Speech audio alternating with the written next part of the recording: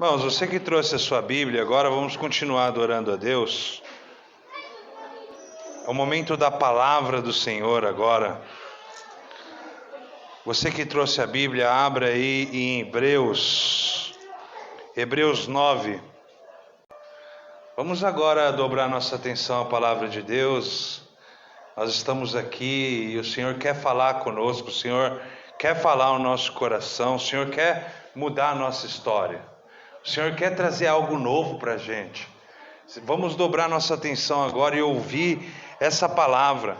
O tema da minha ministração hoje é Além do Véu. E a gente vai descobrir o que eu quero dizer com isso. Capítulo 9 de Hebreus, versículo 1 ao 14. Acompanhem comigo a leitura.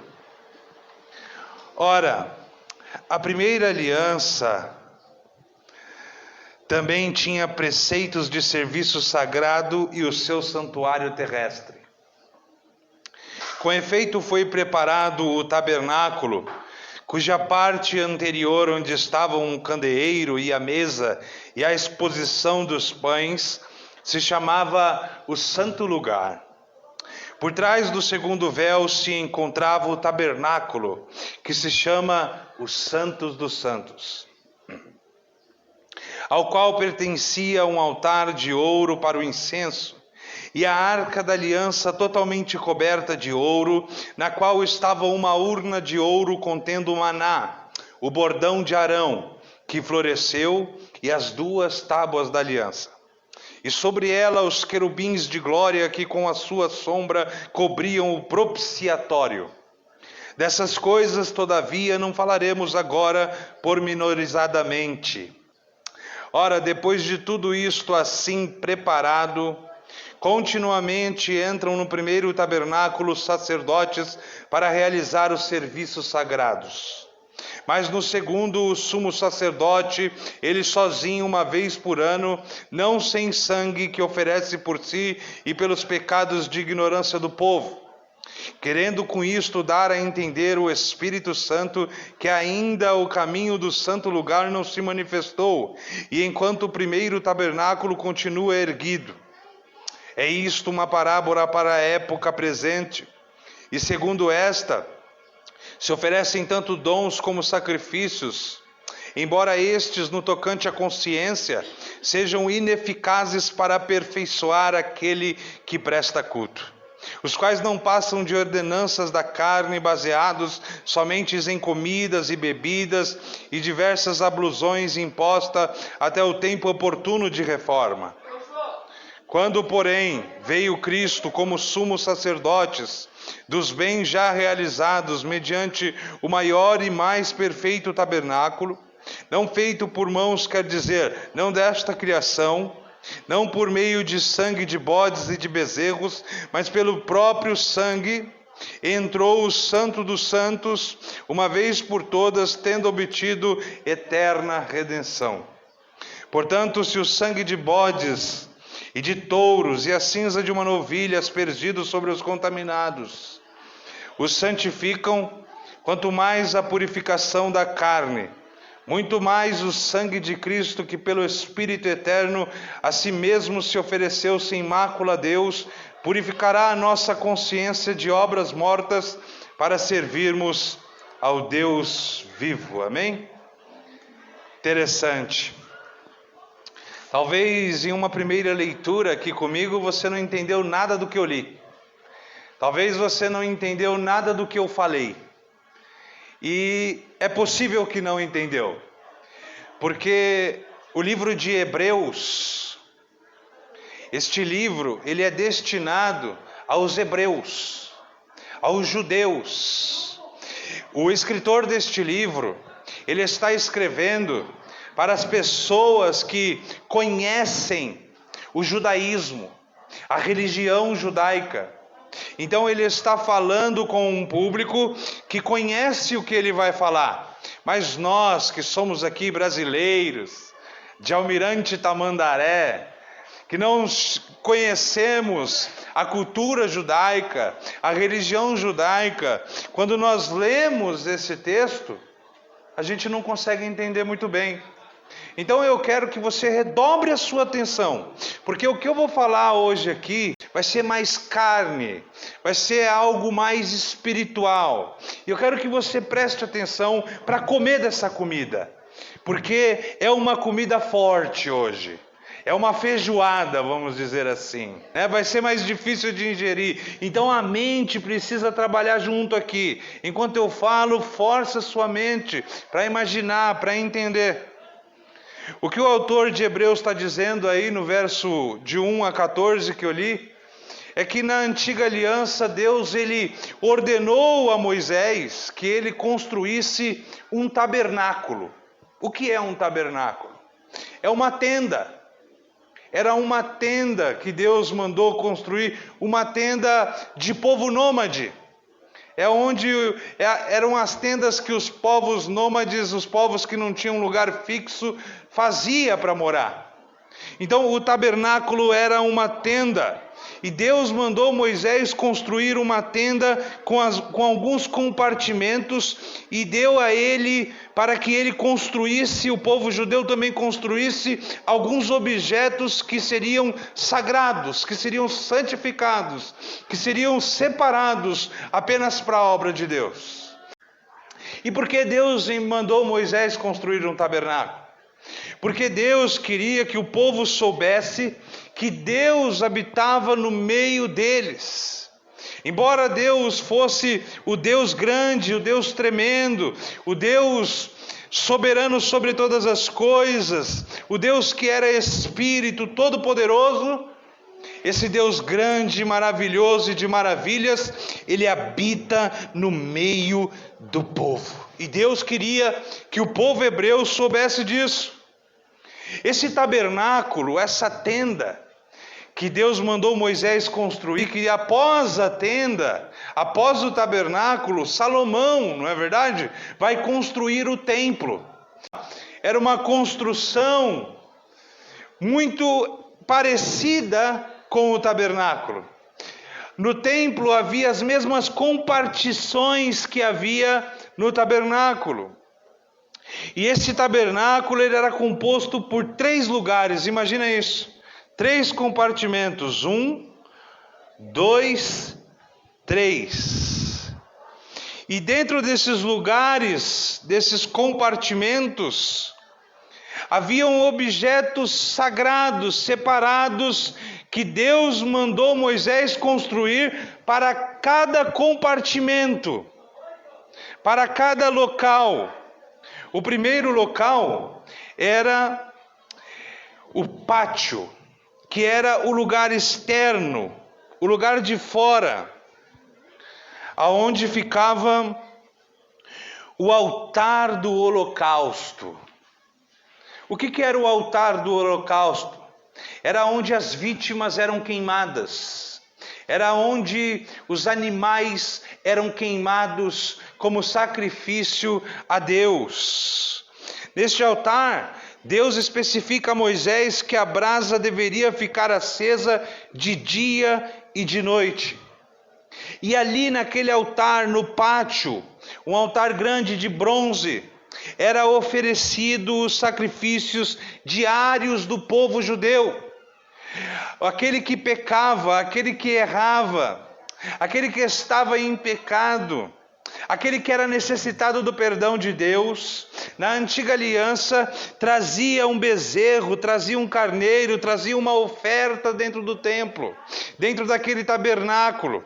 Os sacerdotes tomavam aquele animal e imolavam aquele animal, cortavam a garganta daquele animal, o sangue daquele animal descia, eles cortavam as partes daquele animal e eles queimavam aquele animal no altar do holocausto. Havia sangue para todo lado, era um açougueiro ali. Isso simbolizava o sacrifício eterno de Jesus Cristo, que é o Cordeiro de Deus que tira o pecado do mundo. Cada cordeiro, cada animal que era trazido ali, Deus estipulou isso para que nós soubéssemos que um dia Ele enviaria o seu único filho para pagar o preço do nosso pecado. Assim como aquele animal que nada tinha feito, para receber a morte, a punição, a condenação, assim também Jesus, que não tinha pecado, que não tinha transgressão, que não tinha injustiça nele, foi imolado em nosso lugar. E aí mais à frente, daquele pátio, havia a bacia de bronze. Esta bacia, ela ficava próximo da entrada do santo lugar. Então nós estamos no pátio, imagina isso comigo. Nós estamos no pátio, e aqui é o santo lugar, e depois é o Santos dos Santos. Antes de entrar no santo lugar, antes dos sacerdotes entrarem no santo lugar, havia uma bacia de bronze, com água e com as cinzas de uma novilha. Um animal que fora queimado, e eles pegaram as cinzas daquele animal e jogavam ali naquela água, naquela bacia de bronze. E antes do sacerdote entrar para ministrar no santo lugar, eles faziam esse ritual de se lavar com essa água na bacia de bronze, que tinha ali a cinza de uma novilha. E isso o sacerdote fazia como um ato de purificação. E com isso Deus ordenou isso, Deus estipulou isso, para que nós hoje pudéssemos entender, olhando para trás e vendo essa história, essa maquete, nós pudéssemos entender que Jesus Cristo é o sacrifício de Deus que nos purifica de todo o pecado. Amém? Você vê como Deus, Ele estruturou um culto e uma liturgia de culto para que o seu Filho, o sacrifício de Jesus, a obra da salvação fosse revelada por meio daqueles atos sagrados. Deus, Ele fala através de símbolos com a humanidade. Mais à frente, havia o compartimento chamado santo. E aí dentro do lugar santo havia o candelabro de ouro. Vocês já viram o candelabro de ouro? Vocês já viram assim nas igrejas, que tem aquele candelabro que tem 3 hastes para esse lado, para a direita, e 3 hastes para a esquerda, já viram? Então, dentro do santo lugar, havia um candelabro de ouro grande. E Deus havia ordenado que os sacerdotes nunca deixassem aquelas lamparinas apagarem, aquelas tochas do candelabro apagarem. Ali também no santo lugar havia a mesa, uma mesa posta com 12 pães. Mas aqui é interessante a gente notar, esse candelabro, ele simbolizava, ele figurava o Espírito Santo de Deus. E as tochas acesas de dia e de noite simbolizavam nossa comunhão, a comunhão do povo de Deus, que deve estar acesa de dia e de noite, a comunhão necessária com o Espírito Santo. É necessário que a gente mantenha a tocha viva. E ali ainda havia também no santo lugar o incensário, todo revestido de ouro, aonde se queimava o incenso. E aquele incenso ali, ele figurava, aquele incenso queimando de dia e de noite, figurava as orações dos santos. E representava que para nós entrarmos na presença de Deus, nós precisamos orar. E ali também havia a mesa que eu acabei de mencionar, com 12 pães sem fermentos, que eram trocados diariamente. E Deus ordenou isso, para colocar esses 12 pães e esses cálices, porque representava a aliança de Deus. Representava as 12 tribos de Israel, representava o povo de Deus, e ele representava agora em nosso tempo a igreja, os 12 apóstolos, e a nova aliança que Deus fizera através de Jesus Cristo. E aí à frente do santo lugar, havia os santos dos santos. Mas antes de você ir aos Santos dos Santos, havia um véu, havia uma cortina, um véu de linho fino. Nele estava bordado de azul e púrpura e carmesim e querubins. Estavam bordados ali os anjos de Deus naquela cortina, antes de entrar no Santos dos Santos, representando os anjos que guardam a glória de Deus. Tá dando para pegar aí o que eu estou falando? O santo lugar, os objetos sagrados que representavam cada uma coisa, e agora a cortina que tampava os Santos dos Santos com querubins fundidos, com anjos alados fundidos. Depois do véu, então havia o lugar santo, ou os Santos dos Santos. E dentro dos Santos dos Santos tinha um objeto mais sagrado ali do templo, considerado mais sagrado, que era a Arca da Aliança. Vocês já viram réplicas da Arca da Aliança hoje em dia? A Igreja Universal, gosta muito de colocar lá, algumas igrejas também colocam sempre ali a Arca da Aliança na frente. E dentro da arca estava, como o autor disse aqui, o bordão de Arão que havia florescido no seu chamado, e uma bacia contendo o maná que Deus alimentara o povo no deserto. E na parte de cima da arca estava uma tampa que se chamava a tampa do propiciatório, onde os querubins foram fundidos. Haviam 2 querubins com 2 asas, e as suas asas se fundiam umas nas outras. E do meio da asa dos querubins, do meio das asas deles, Deus revelava a sua glória ao sumo sacerdote. E falava com o sumo sacerdote de cima daquela arca pequena, do meio das asas daqueles querubins que representavam os anjos que guardam a glória de Deus.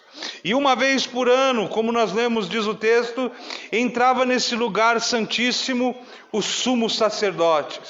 Mas antes de ele entrar, como diz as escrituras que nós lemos, ele oferecia um sacrifício tanto para ele quanto para o povo de Deus.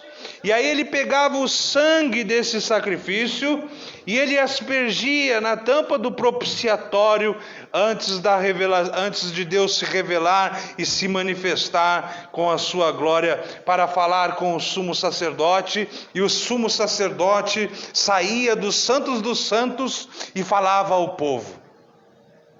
Então Deus usava este momento, todos esses rituais litúrgicos que o próprio Deus estabeleceu no Antigo Testamento para falar com o povo.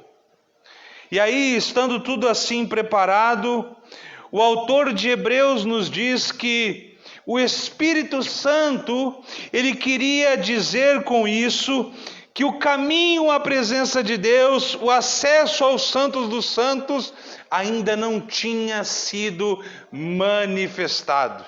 Leia comigo lá, capítulo 9, versículo 8, diz assim: se você não prestar atenção hoje na minha mensagem, você vai sair daqui sem entender nada. Mas se você prestar atenção, você vai descobrir coisas espirituais, coisas tão interessantes que tu não sabes ainda.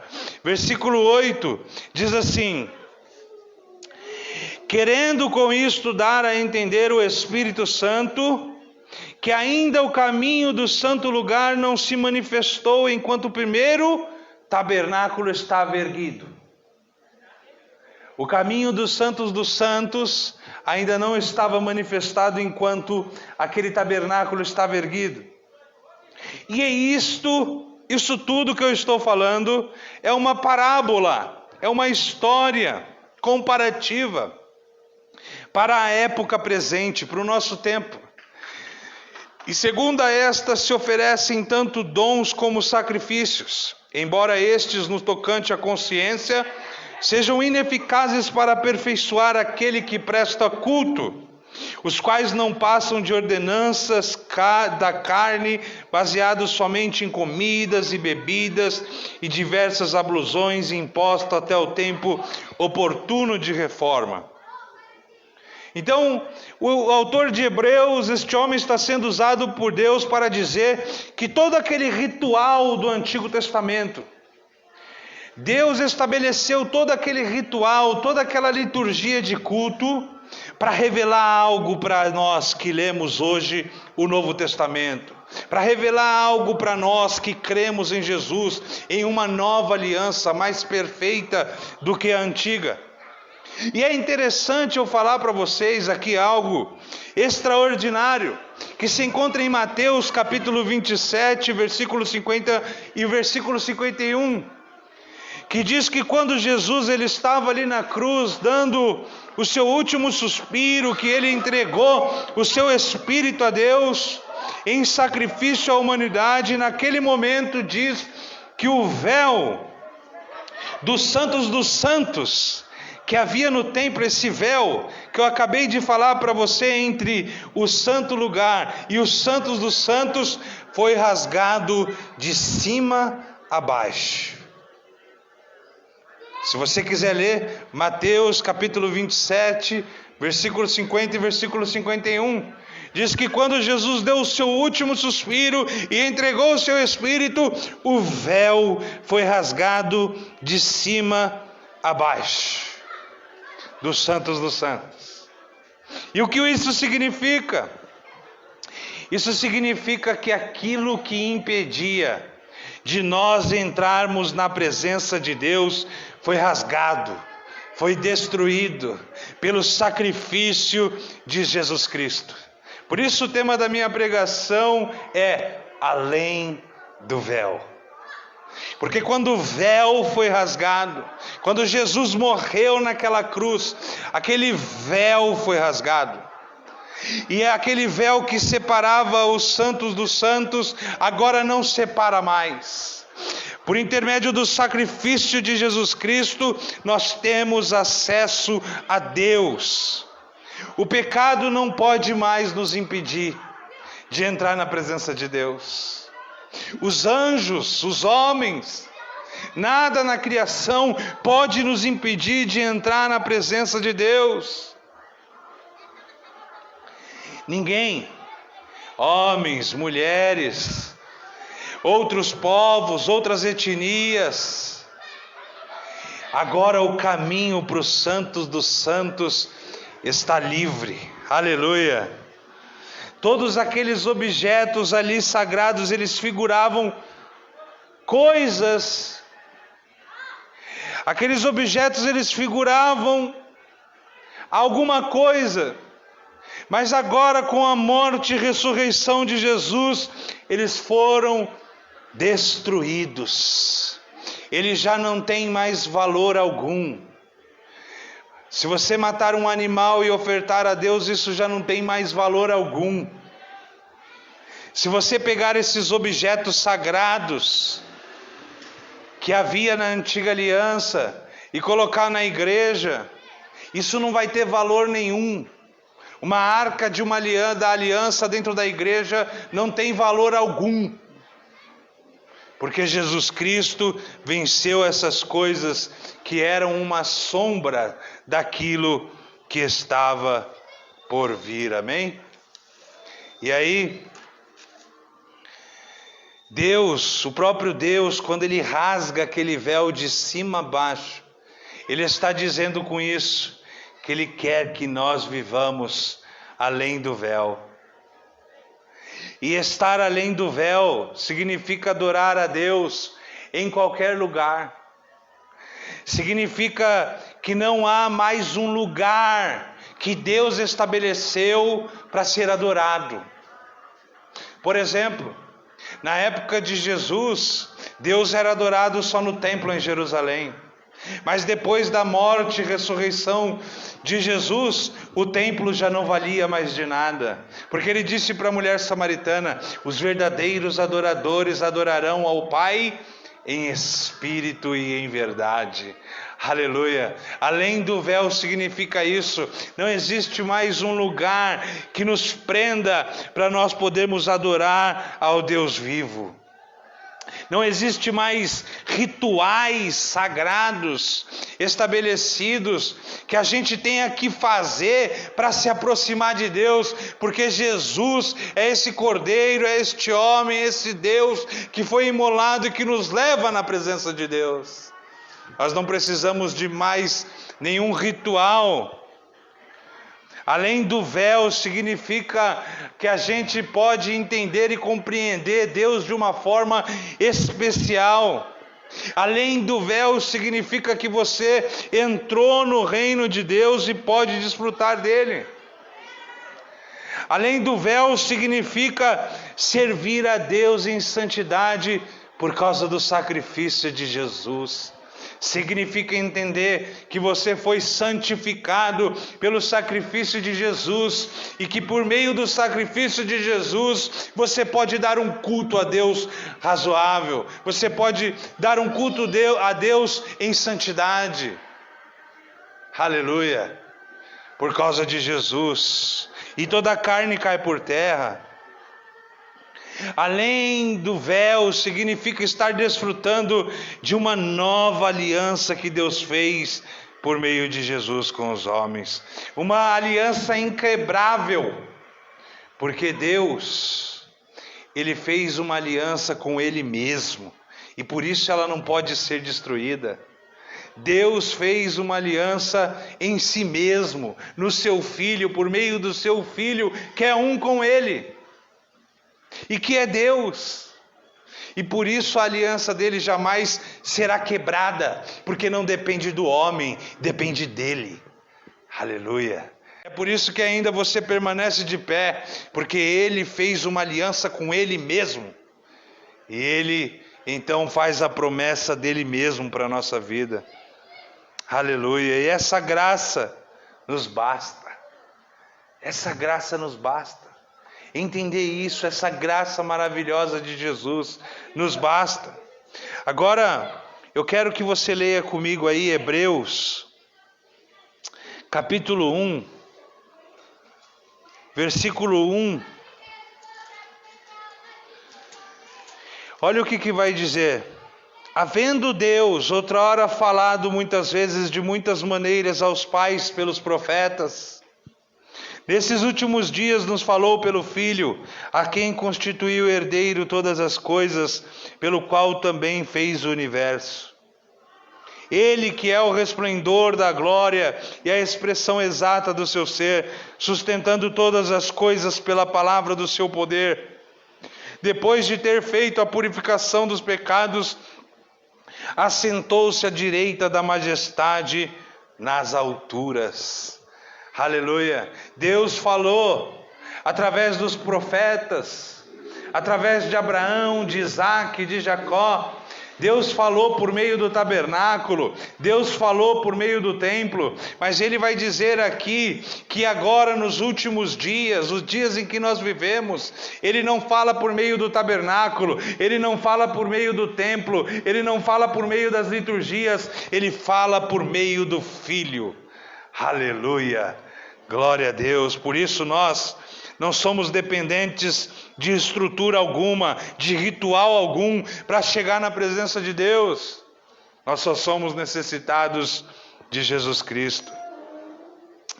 E eu quero, por último, para terminar, que você abra comigo em 2 Coríntios, em 2 Coríntios, capítulo de número 3, versículo de número 12 em diante, diz assim. Preste atenção nisso que eu vou te falar agora, no que nós vamos ler. Olha só. Tendo, pois, tal esperança, servimos-nos de muita ousadia no falar. Sabendo de tudo isso que eu estou falando aqui para você, sabendo que todas aquelas coisas passaram, e que agora há um tempo novo, que Deus está falando por meio do Filho. Ele fala, sejam ousados no falar. E não somos, olha o que o Paulo vai dizer em 2 Coríntios 3,13. E não somos como Moisés, que punha um véu sobre a face para que os filhos de Israel não atentassem na terminação do que se desvanecia. Os sentidos deles se embotaram, pois até o dia de hoje, quando fazem a leitura da antiga aliança, o mesmo véu permanece, não lhes sendo revelado que em Cristo é removido. Mas até hoje, quando é lido Moisés, o véu está posto sobre o coração deles. Quando, porém, algum deles se converte ao Senhor, o véu é retirado. Ora, o Senhor é o Espírito, e onde está o Espírito do Senhor, aí a liberdade. E todos nós com o rosto desvendado, presta atenção nisso, e todos nós com o rosto desvendado, contemplando como por espelho a glória do Senhor, somos transformados de glória em glória, na sua própria imagem, como o Senhor, o Espírito. E olha que interessante o que ele está dizendo aqui, que Moisés punha um véu quando a glória de Deus na face dele estava desvanecendo, estava sumindo. O que o Paulo está dizendo se encontra na lei. Era quando Moisés ia na presença de Deus no tabernáculo, na tenda do encontro. A glória de Deus refletia na face de Moisés. E quando Moisés saía daquela tenda, é isso que está dizendo aqui. Ele aparecia no meio do povo, e o povo olhava a face de Moisés, e a sua face brilhava. A sua face havia a glória do próprio Deus.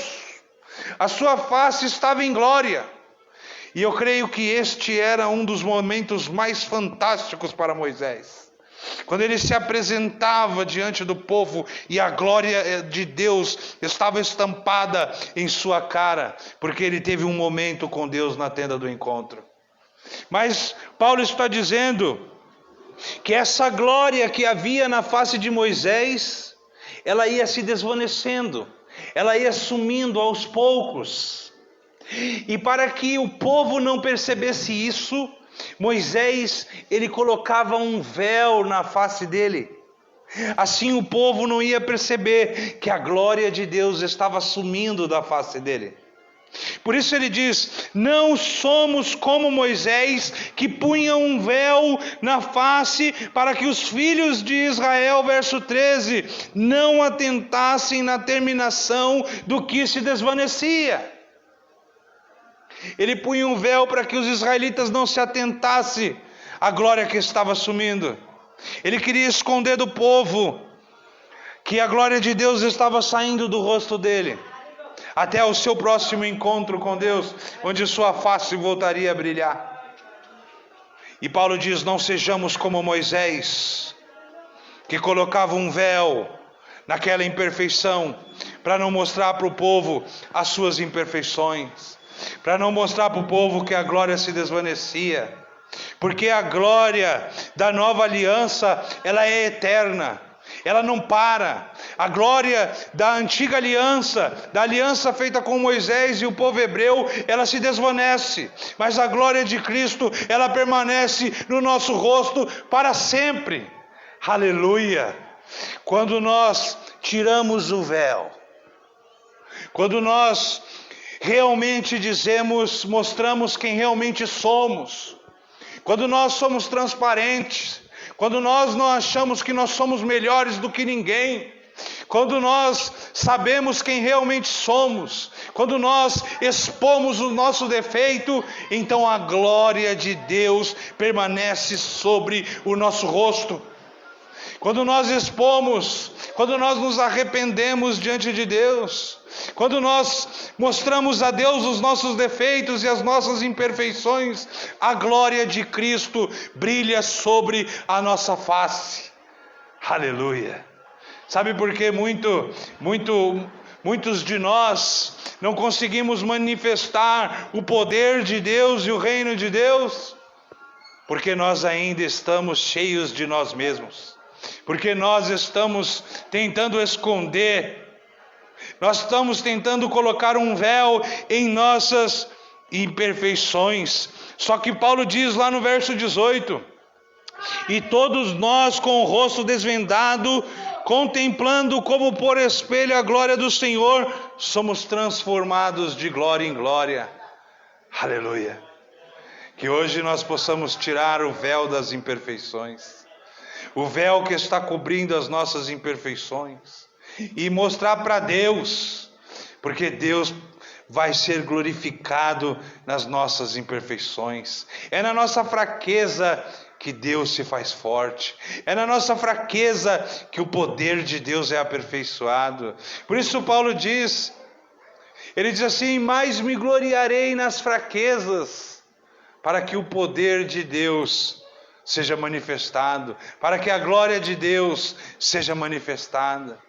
Que a gente possa ser humilde e reconhecer, que a gente possa viver além do véu, saber que os santos dos santos foi rasgado e que a presença de Deus agora tem acesso livre. Tem acesso livre a toda a gente, a qualquer um. Ele está acessível. Eu me lembro aqui agora daquele momento de Estevão, capítulo 7 de Atos, quando ele está sendo apedrejado e ele olha para o céu e ele vê os céus abrindo. E ele vê os céus abrindo e ele vê o Filho do Homem em pé, o esperando. É como se ele visse diretamente os santos dos santos, os céus abertos e Jesus Cristo em sua glória. Aleluia! Jesus Cristo não entrou com o seu sacrifício em um tabernáculo terrestre, em uma tenda na terra, mas ele entrou com o seu sacrifício no mais altos céus, no templo que o autor de Hebreus disse em Hebreus 9, não erigido, não feito por mãos humanas, mas feito pelas próprias mãos de Deus. Aleluia! É nesse templo que nós estamos vivendo, não em um templo terrestre, mas um templo celestial, onde será a nossa morada eternamente. Que as nossas consciências possam entender isso, possam perceber isso, possam andar nisso, em nome de Jesus.